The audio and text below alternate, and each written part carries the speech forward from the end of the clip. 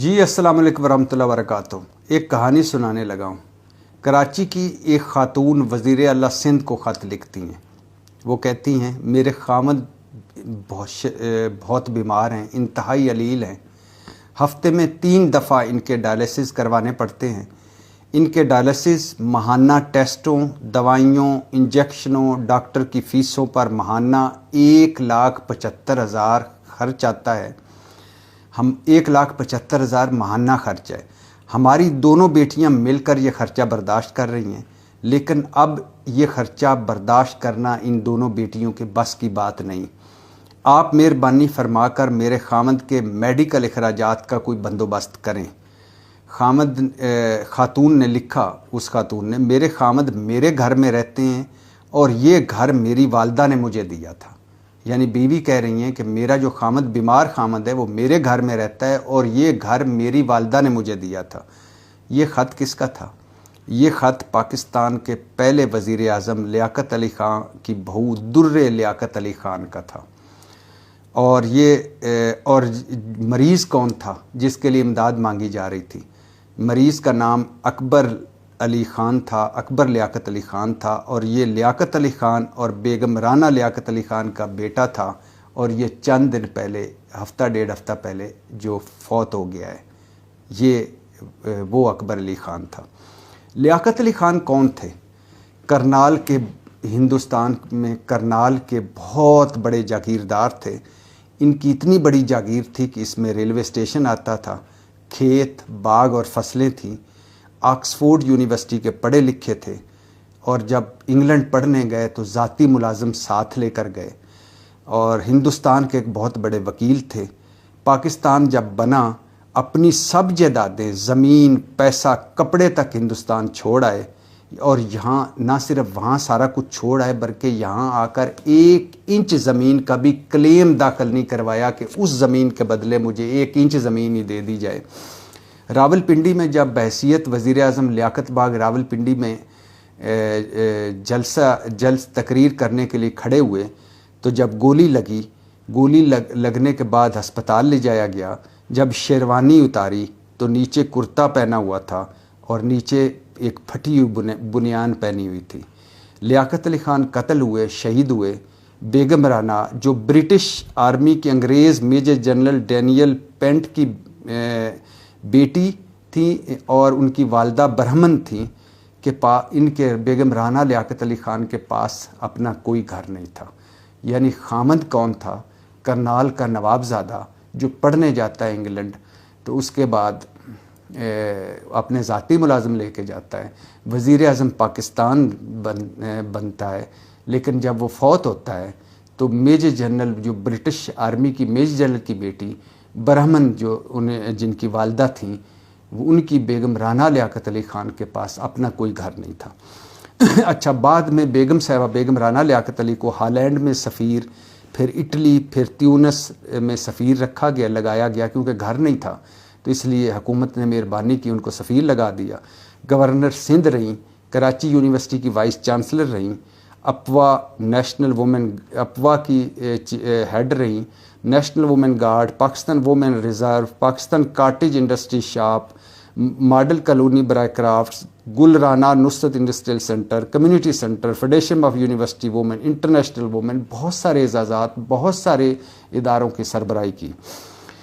ये मुल्क जिसका नाम पाकिस्तान है, जिसमें हम 75 साल गुजार चुके हैं, जो आज कर्ज़ों में जकड़ा हुआ है, जो आज टेक्निकली दिवालिया हो चुका है जिस मुल्क का, और जिस मुल्क की बड़ी बड़ी सीटों पर बोने बैठे हुए हैं, दौले शाह की चूइयाँ बैठी हुई हैं, बनारसी ठग बैठे हुए हैं, जीरे ब्लेड बैठे हुए हैं।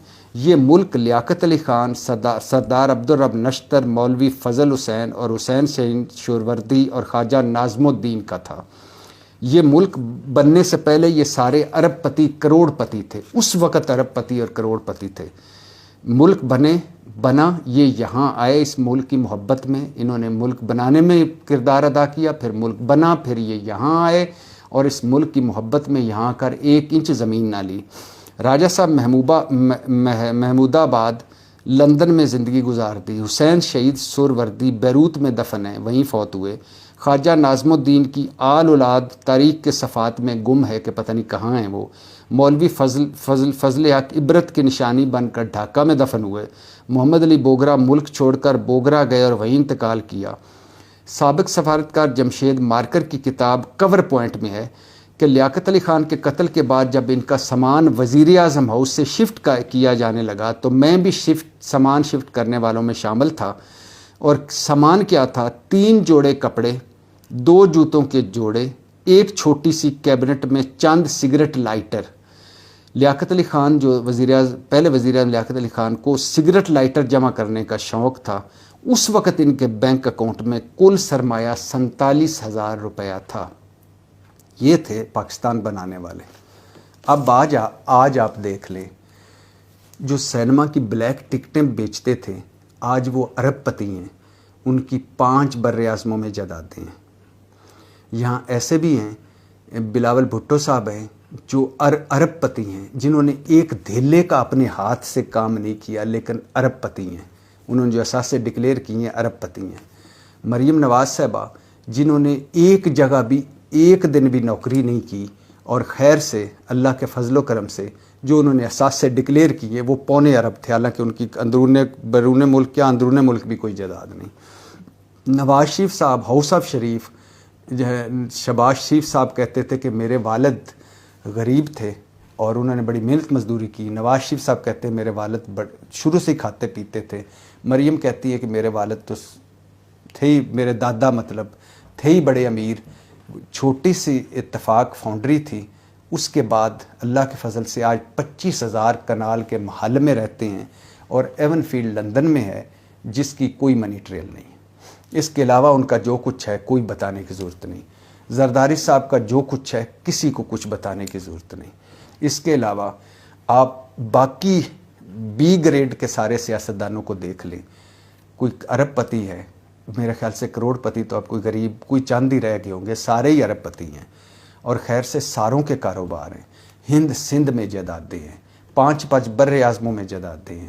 دبئی لیکس کو دیکھ لیں، پنڈورا لیکس کو دیکھ لیں، سوئس لیک کو دیکھ لیں، اس کے علاوہ سوئس بینکوں کے اکاؤنٹس دیکھ لیں، نیب میں پڑے 1100 ارب کے سکینڈلز دیکھ لیں، اس کے علاوہ اس ملک میں جائیدادیں دیکھ لیں، سرے محل دیکھ لیں، ایون فیلڈ دیکھ لیں، اپنے بیوروکریٹس کو دیکھ لیں جن میں 22,000 تو ایسے ہیں جن کے پاس ڈبل نیشنلٹیز ہیں، اور کئی ایسے ہیں جن کے گھر باہر ہیں، بچے باہر پڑھ رہے ہیں، 1.5-2 لاکھ تنخواہ ہے مگر بچے باہر پڑھ رہے ہیں اور خرچے پتہ نہیں کہاں سے جا رہے ہیں۔ یہاں مالی جو تھے، یہاں جو کلرک تھے وہ کروڑوں ارب پتی ہوئے۔ یہاں جو سائیکلوں پہ ٹھیکے لیتے تھے، خود اپنے پیچھے موٹر سائیکلوں پہ اور سائیکلوں پہ وہ باندھ کے لے جاتے تھے کپڑے، دھوبیوں کے ٹھیکے لیتے تھے، نائیوں کے ٹھیکے لیتے تھے، وہ ٹھیکیدار اتنے کہ آج وہ مافیاز ہیں اور ارب پتی ہیں، وہ اعلیٰ عہدوں تک پہنچے ہیں۔ تو اس ملک میں پاکستان بنانے والے لیاقت علی خان ہوں، بیگم رانا لیاقت علی خان ہوں، قائد اعظم ہوں، فاطمہ جناح ہوں، سردار عبدالرب نشتر ہوں، مولوی فضل حسین ہوں، حسین شہید سہروردی ہوں، خواجہ ناظم الدین ہوں، جو بھی ہوں، ان کا اینڈ کوئی پتہ نہیں کیسے ہوتا ہے، اور ان کے قسم پرسی میں چلے جاتے ہیں۔ ایک مرتبہ میں ادھر اسلام آباد کے قبرستان میں قبروں پہ ہم ایک اخبار میں رپورٹر تھا، میں قبروں پہ سروے کر رہا تھا، تو قبروں پہ جاتے جب ایک قبر کے کارنر پہ قبر تھی تو اس پہ بہت گھاس تھا، تو ہم وہ ہٹا کے کتبے پڑھ رہے تھے کہ شاید کوئی اس میں کون سی قبر ہے، کتنے پہلے کی ہے۔ تو ایک ٹوٹی پھوٹی قبر کا گھاس ہٹا کے میں نے دیکھا تو اس پہ جوش ملی آبادی لکھا ہوا تھا اسلام آباد میں۔ یہ جوش ملی آبادی وہی ہے جس کو نہرو ننگے پاؤں دوڑ کے آتا تھا اگر اس کو پتہ چلتا تھا کہ جوش صاحب آ رہے ہیں، اور جوش ملی آبادی وہی ہیں جس کو نہرو صاحب نے خود کہا تھا کہ آپ ہندوستان میں رہیں، مگر وہ پاکستان کی محبت میں آ گئے۔ تو پاکستان بنانے والے جو کروڑوں اربوں پتی تھے پاکستان بننے سے پہلے، اس ملک کی محبت میں سب کچھ گنوا کر آئے اور یہاں ایک دھیلا بھی وصول نہ کیا، اور قسم پرسی میں اور اپنے سفید پوشی میں عزت سادات بچا کے نکل گئے۔ پھٹی بنیانیں، پھٹے موزے، خالی بینک اکاؤنٹس اور کوئی گھر نہیں، اور یہاں جن کے کوئی گھر نہیں تھے، جن کے کوئی نام نہیں تھا، جن کو کوئی جانتا نہیں تھا، آج وہ ہز ایکسیلنسی ہیں، ایکسیلنسیز ہیں، آج وہ سر ہیں، آج ان کو سلام ٹھوکے جاتے ہیں. اور یعنی ملک بنانے والے کون تھے، ملک کھانے والے موجیں کر رہے ہیں. یہ ہمارا ملک پاکستان. اس میں زیادہ میں کیا بتاؤں، آپ اپنے ارد گرد نظر مار لیں کہ کس نے کتنا لوٹا اور کون کتنا لوٹ رہا ہے. پاکستان زندہ باد.